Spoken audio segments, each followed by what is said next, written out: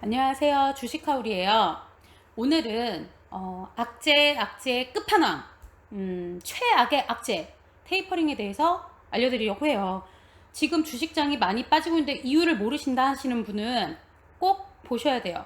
바로 이 마지막 악재, 최악의 악재 테이퍼링이 남았기 때문이에요. 그럼 이 테이퍼링은 뭐냐면요. 2008년에 미국의 서브프라임 모기지 사태가 일어났었잖아요. 그때 미국의 경제 대위기가 왔어요. 그 대위기가 왔을 때 미국 정부에서 이렇게 사람들이 국민들이 다 힘들어하고 기업도 힘들어하고 이러고 있는데 우리가 뭘 해줘야 되지? 우리가 빨리 경제를 살리려면 어떻게 해야 되지? 라고 생각을 했어요. 그래서 첫 번째가 금리 인하를 했어요. 금리 이자를 낮춰줬죠. 그러면서 돈을 빌려서 투자를 할 수 있고 고용을 창출할 수 있게 도와줬단 말이에요. 그럼 기업에서는 돈을 빌려서 그 돈으로 이자가 낮으니 거의 제로금리에 가까운 그 돈으로 설비도 사고 원자재도 사고 뭐 내가 땅도 사가지고 건물도 신축하고 이랬을 거 아니에요. 그럼 그거에 관리자들도 필요하고 시설을 운영할 사람도 필요하고 그러면 고용도 더 증가하고 창출이 될 수 있었겠죠. 그럼 개인은요? 개인도 금리가 낮아졌으니 돈을 빌려서 내가 여태까지 못 샀던 부동산도 사고 차도 사고 내가 못 샀던 백도 사고 먹고 싶었던 것도 먹고 이러면서 소비욕이 폭발을 했어요. 그런데 이로써 인해서 실물 경제 성장과 경기 회복을 되게 기대를 했거든요. 근데 생각보다 그렇게 경기가 막 급속하게 좋아지거나 급격하게 뚜렷이 변화가 보여지진 않았어요. 그래서 또 다른 방법을 생각을 했는데 그 전에 우리가 잘 생각을 해보세요. 첫 번째, 금리를 인하했을 때는 결국 빚이다. 이걸 꼭 기억하셔야 돼요. 그리고 두 번째, 이제 양적 완화를 금리 인하와 맞춰서 양적 완화를 하나 더 했어요. 양적 완화가 뭐냐면요. 중앙은행에서 돈을 막 찍어요. 달러를 막 찍어요. 매일매일 찍은 거예요. 그래서 그거를 기업의 채권도 사주고 정부의 국채도 사고 공기업의 공채도 사고 이렇게 사주면서 돈을 막 주는 거예요. 내가 니네 채권 살게. 대신에 이 돈 갖고 써. 이렇게 해준 거예요. 한마디로 어음을 발행을 해서 그 돈으로 기업은 돈을 빌려서 시설, 원자재 투자 아까랑 똑같죠. 그렇게 해서 고용 창출을 했고 증가를 시켰어요. 근데 이게 되게 많이 효과를 얻게 된 거예요. 정말로. 그래서 금리 인하로 실물 경제 성장도 기대됐고 돈이 풀리니까 경기 회복도 됐어요. 그리고 고용도 안정화가 됐었겠죠. 회사에 돈이 우선 있으니까. 근데 또 하나 생각해 보실 거. 이것도 빚이에요. 그죠? 자, 금리 인하와 양적 완화들의 드러나는 문제점이라고 나타냈는데 이 두 개를 계속 운영을 했어요. 몇 년 넘게 막 10년 가까이 막 했는데 문제점이 좀 나타나기 시작하는 거예요. 뭐냐? 첫 번째, 인플레이션 현상이 일어났어요. 시장에 돈이 넘치니까 물가가 상승해요. 아니 500원짜리 배추가 갑자기 700원에 팔아요. 근데 사람들은 뭐 내 지갑에 아직 돈이 있으니까 그 정도는 뭐 이러고 또 사요. 또 어떤 사람들은 내가 분명히 2007년에는 1,000원 주고 샀던 이 빵이 왜 2,000원 올랐을까? 이러면서도 내 지갑에 돈이 있고 월급도 인상됐고 뭐 사자 이러고 사요. 이러니까 인플레이션 현상이 일어나요. 두 번째는 국가나 기업이나 가게나 빚이 늘어나는 거죠. 왜? 돈을 너무나 싸게 빌려주기도 하고 그냥 막 찍어서 막 뿌렸잖아요. 그러니까 부채가 어마어마하게 증가가 돼요. 지금 이게 가장 큰 문제가 됐기 때문에 이 테이퍼링을 완화하겠다라는 얘기, 그러니까 테이퍼링을 그만하겠다라는 얘기가 나오는 거예요. 자, 그러면 세 번째 뭐가 문제냐면요. 저는 이게 가장 문제라고 생각을 해요. 솔직히 주주 입장에서는요. 깡통회사의 생존이 뭐냐면요. 이 회사가 망해야 되는 회사가 맞아요. 진작 망해도 망했어야 될 회사들 있잖아요. 저거는 진짜 일하는 회사 맞아? 할 정도로 그런 회사들이 있는데 그런 회사들을 한 번쯤은 살 수 있게 심폐소생술을 해준 거라고 보면 돼요. 그럼 뭐가 문제야? 주주분 입장에서 문제죠.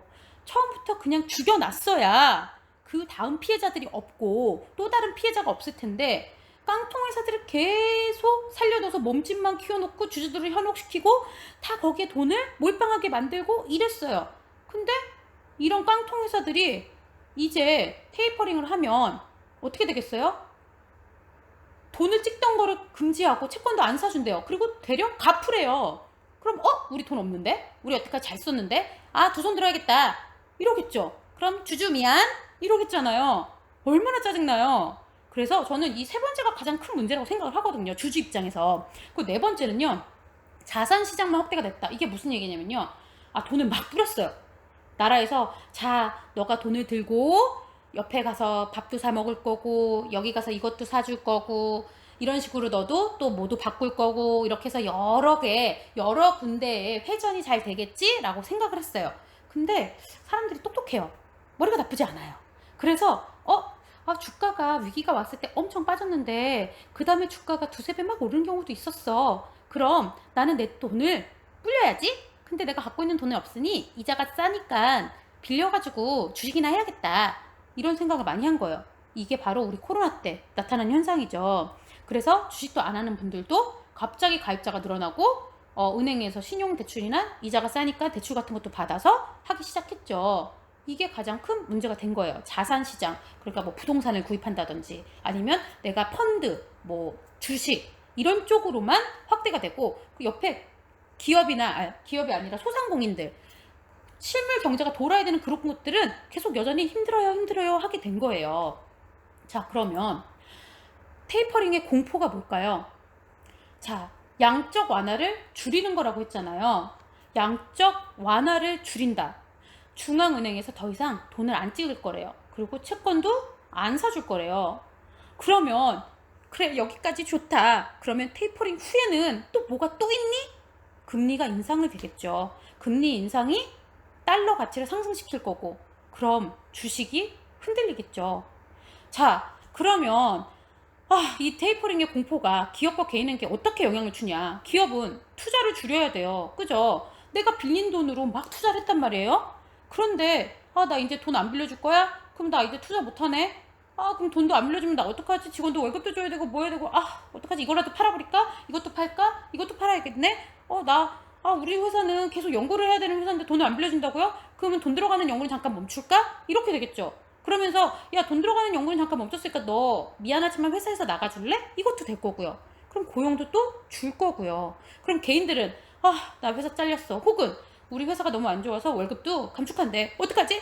이런 곳이 생길 거 아니에요. 그럴 때 소비 위축 엄마가 그래 여보 이제 우리가 허리띠를 졸라 매야 되는군요. 이럴 거고 자식들은 그것도 모르고 나 이거 먹고 싶어요. 저거 먹고 싶어요. 막 이럴 거고 학원 보내주세요. 아닌가? 학원은 아닌가요? 어쨌든 그렇게 됐을 때 엄마 입장에서는 눈물 흘리시겠죠. 지금 엄마 아빠 사정이 안 좋단다. 얘들아 매일 이럴 수도 없고 그러면서 내가 지금 갖고 있는 것 중에 뭘 깨야 되지? 보험부터 깨야 되나? 주식도 팔아야 되나? 이런 생각이 든단 말이에요. 그러면서 투자, 가계에 대한 개인들이 하는 투자들이 위축이 되는 거예요. 그럼 이제 이 테이퍼링에 대해서는 어떤 효과고 어떻게 일어났는지까지 다 배우셨어요. 그럼 왜 지금이냐? 아니 지금 중국발 악재도 아직 끝나지도 않았는데 왜 테이퍼링을 지금 하고 난리냐? 왜 지금 얘기하냐?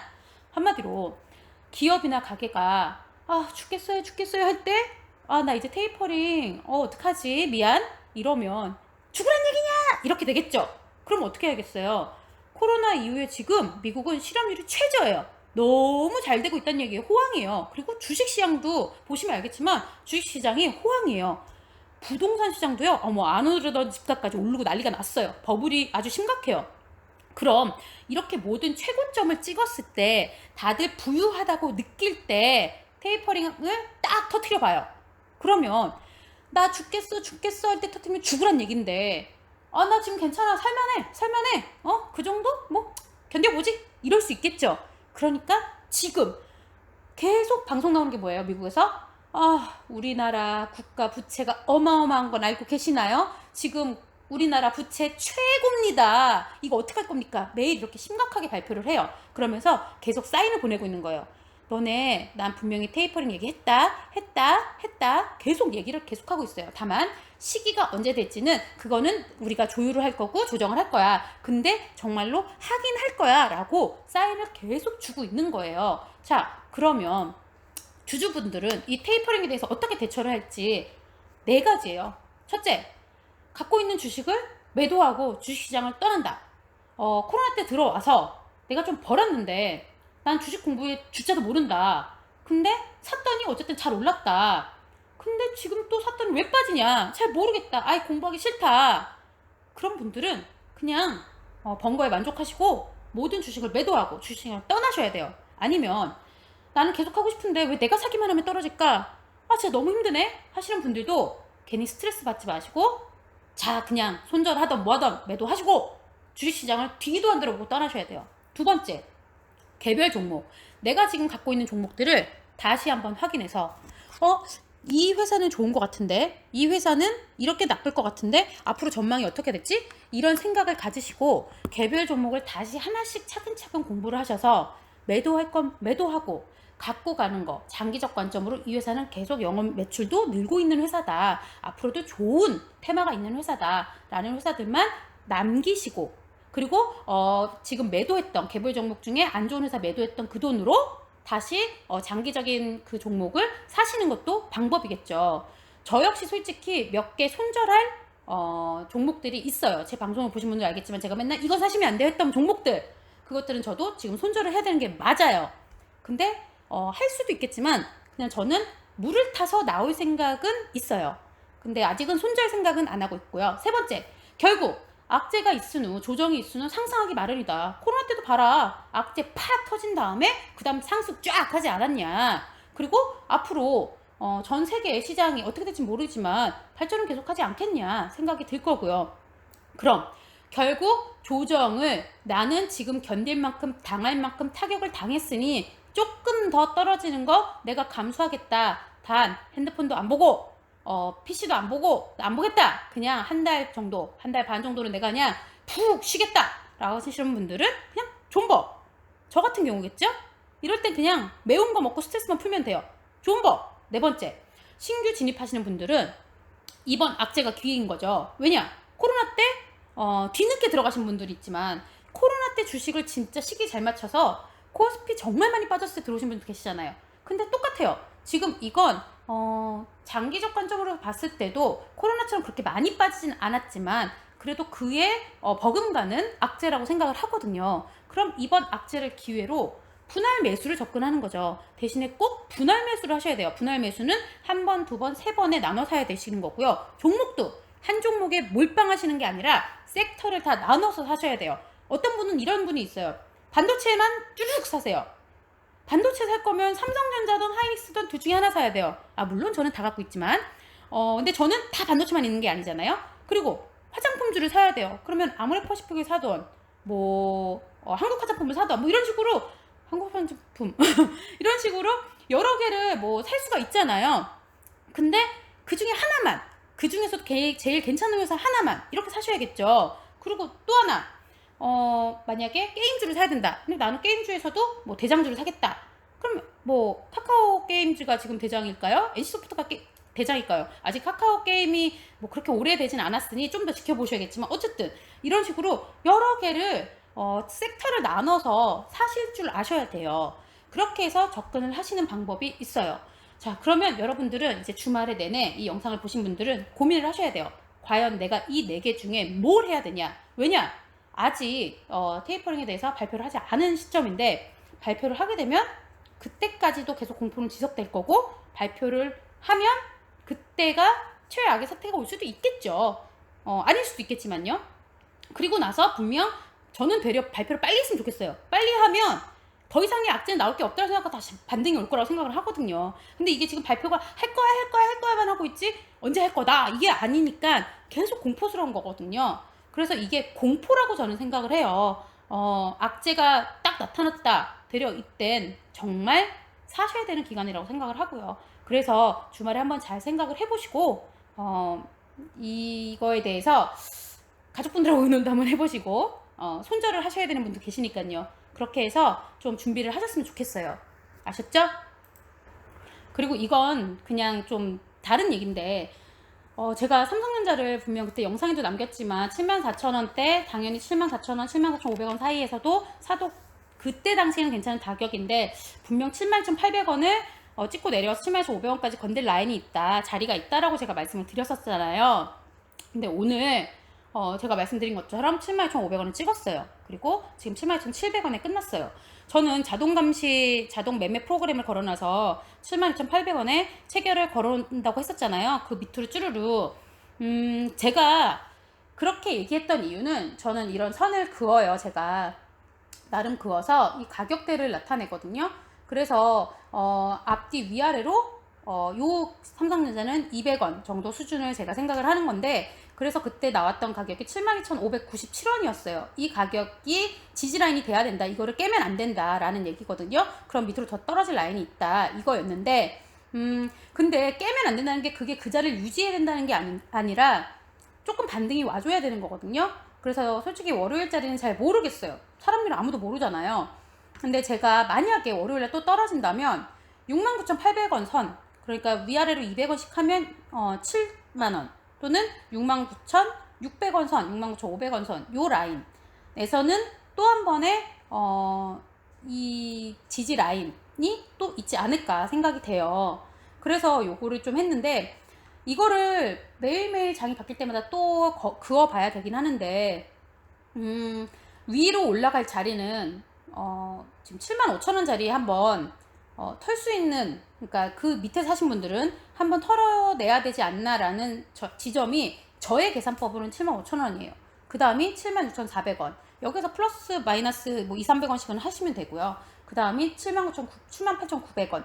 그래서 75,000원에서 78,000원 사이에는 조금 짜잘하게 많이 파시는 분들이 계실 것 같아요. 그래서 그걸 좀 생각을 하셔야 되고 8만원을 깨고 83,000원 가고 이렇게 해서 그 윗자리까지 더 가시려면 꽤 상당한 시간이 좀 필요한 것 같고요.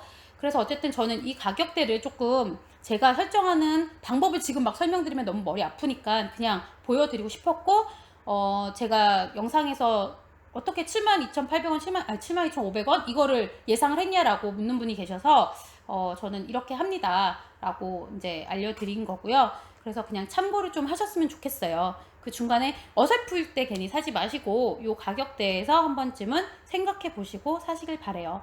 그럼 오늘은 여기까지 할게요. 그리고 제가 지난번 보여드린 것보다 더 많은 마이너스가 났는데 위안을 드릴 수 있겠지만 월요일날 더 빠질 것 같으니 그때 위안을 더 드릴게요. 그때 확 보여드릴게요. 만약에 그때 많이 안 떨어졌다 그럼 그 다음에 더 떨어지면 더 보여드릴게요. 아셨죠? 그러니까 힘내시고요. 주말 잘 보내세요.